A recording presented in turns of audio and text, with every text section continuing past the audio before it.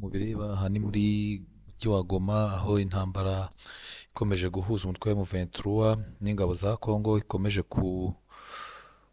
kugorana ubu ngubu nyuma y'uko umujyi wa Goma wamaze gufatwa na M23 n'umutwe wa M23. Uyu mujyi rero wamaze gufatwa byeruye, ingabo rero zimwe za Congo zirimo zirahunga ndetse n'abantu benshi, kurya ingabo zimwe zayobewe zihitamo kumanika amaboko.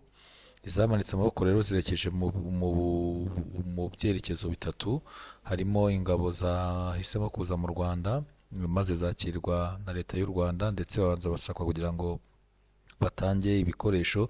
Hari izindi rero nk'uko mubibona zafashe y'amazi, baravuga ati twe ntabwo twajya mu Rwanda ahubwo mureke dufate y'amazi twerekere mu burasirazuba bwa Congo, ni ukuvuga i Bukavu, aho nyine zafashe y'amazi kuko M23 yamaze kubasaba ko nibatabikora bari burasweho kandi nabi.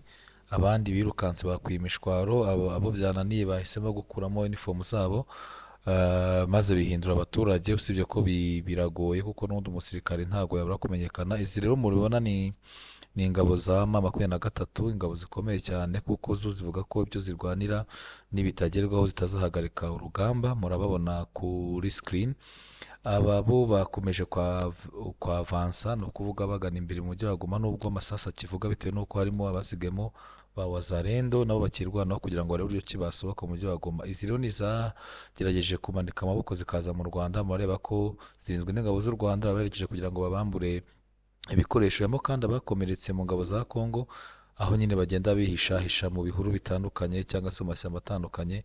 Ariko Goma bidasubirwaho yamaze gufatwa na M23 ndetse ubu nibo bari kuyitegeka cyangwa se bari kuyigenzura nk'uko nyine bikomeje gutangazwa n'abariyo. Ariko ibyo rero byahamagaje inama mpuzamahanga, byatumye inama ziterana. Imiryango mpuzamahanga irimo irasaba ko Congo cyangwa se irasaba M23 ko yahagarika imirwano maze ikemera inzira y'ibiganiro.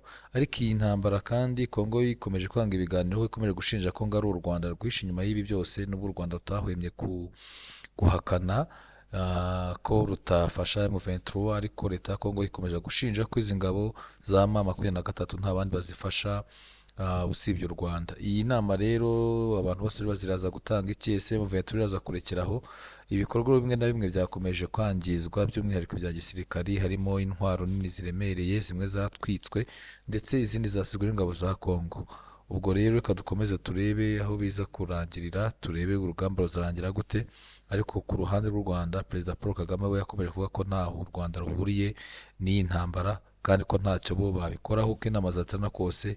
Icyo Perezida Kagame agaragaza ni uko ibibazo bya Congo ari ibyayo ubwayo, ko bo niba bishaka intambara izahagarara kandi ko niba bireka nyine M23 izakomeza kurwana